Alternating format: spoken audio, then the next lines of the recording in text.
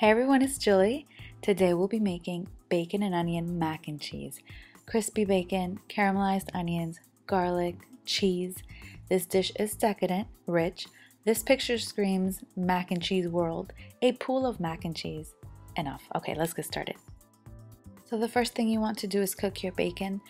I use a rubber spatula for almost everything in the kitchen, don't judge. The bacon will release oil and you can saute the onions in that same oil. It's really up to you.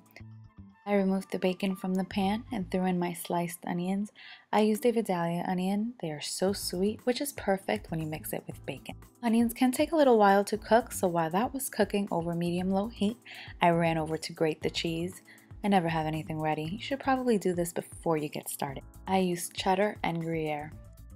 So about 5 minutes later, this is what my onions look like.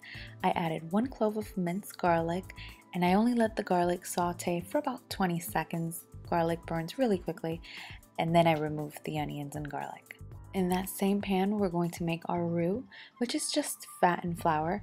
You could use vegetable oil. I'm using butter. I always wait for the butter to melt, and I like to have the heat on high, and I like to add the flour little by little so it doesn't clump up into chunks. And I whisk it all like that, and then I just keep adding the flour. You should warm up your milk before adding it to the pan, and try to pour it in slowly while you whisk. The sauce, also known as bechamel, will take about 30 minutes to thicken up nicely. This right here was a little bit too runny. You want to wait until it is really nice and thick. It'll take about 30 minutes.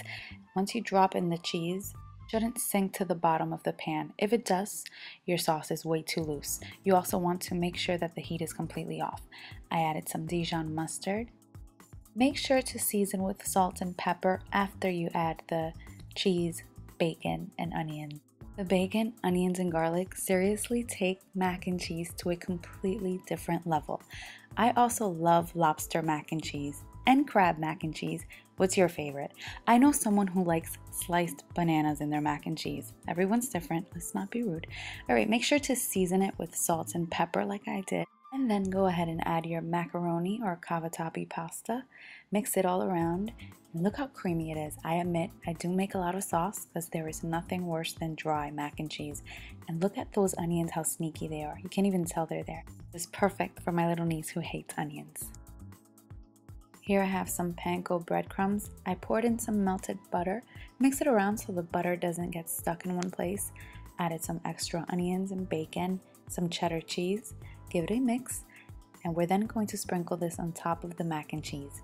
Make sure your skillet is oven safe, and then place it in the oven at 400 degrees for about 10 minutes. If you leave it in for too long, the mac and cheese will dry out. If you like it that way, fine, but if you want it rich and creamy, 10 minutes is good.